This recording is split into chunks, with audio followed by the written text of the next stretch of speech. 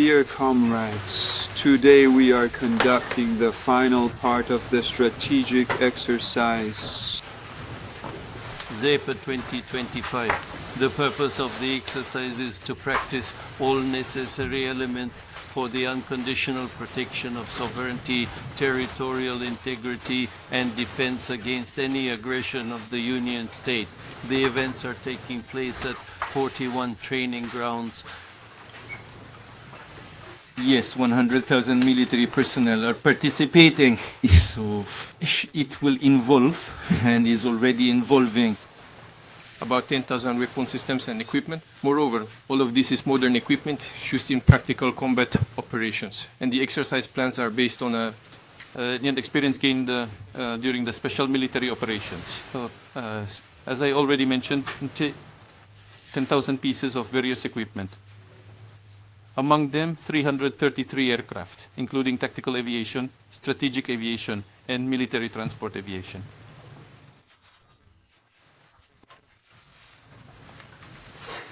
also more than 247 surface ships, submarines, and support vessels are being used. 25 foreign delegations arrived to participate in the 2025 exercise events.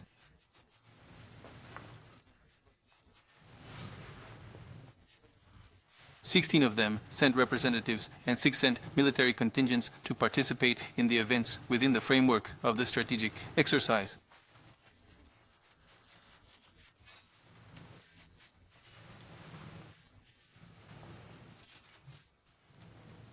I asked the Minister of Defense to report on the readiness of the troops for the final part of the events. And of course, I wish everyone good luck. Please, Valerie.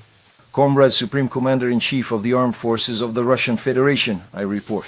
As part of the preparation plan of the Armed Forces of the Russian Federation and the Republic of Belarus at 9 o'clock on the 12th of September, we began conducting the Joint Strategic Exercise West 2025. The event involves, from the Russian side, military command bodies, troops of the Leningrad and Moscow military districts, formations, military units of the aerospace forces, airborne troops, and central subordination, forces of the Northern and Baltic fleets, and from the Belarusian side, troops included in the regional grouping.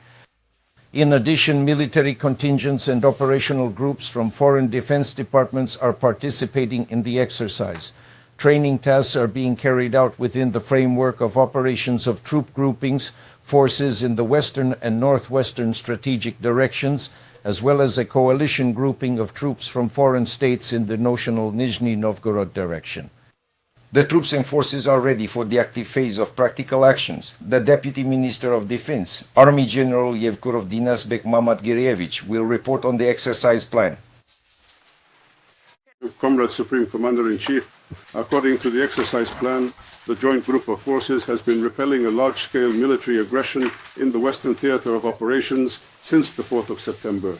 Combat operations are being conducted in 3 directions and in the Artichoke zone. On the Western strategic direction, the regional troop grouping on the 9th of September repelled the main enemy strike in the Republic of Polesia. On the morning of the 15th of September, it began a counterstrike to complete the liberation of the Republic's territory. On the northwestern strategic direction, the troop grouping disrupted the enemy's diversionary strikes and is conducting combat operations to destroy the enemy in the border areas. Simultaneously, starting today, it has begun offensive actions to establish security zones in adjacent territories. On the eastern front, the coalition group of forces is conducting combat operations to destroy the enemy, hypothetically, in the Nizhny Novgorod region.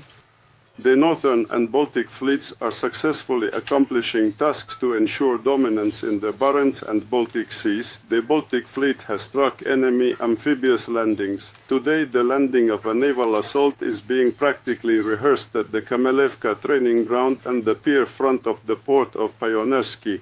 The Northern Fleet has struck critical targets and ship strike groups in the Barents Sea and Norwegian seas and is also repelling the enemy's naval landing on the Rybaki Peninsula. The aerospace forces repelled missile and airstrikes and are providing air support to the troops. Two long-range aviation aircraft Tu-22 practiced striking an enemy naval group in the Barents Sea, and two strategic aircraft, the strategic bomber Tu-160, carried out strikes in the Norwegian Sea. During the exercises, as you said, Comrade Supreme Commander, 41 ranges are involved, including 4 ranges on the territory of the Republic of Belarus, 377 training and combat activities, and 7 launches of long-range cruise missiles. Today, during the cruise ship practical exercise, at the 15th minute, the frigate Admiral Golovko will launch one Zircon cruise missile at the Jar range. Comrade Supreme Commander-in-Chief, permission to proceed to the stage of practical troop actions.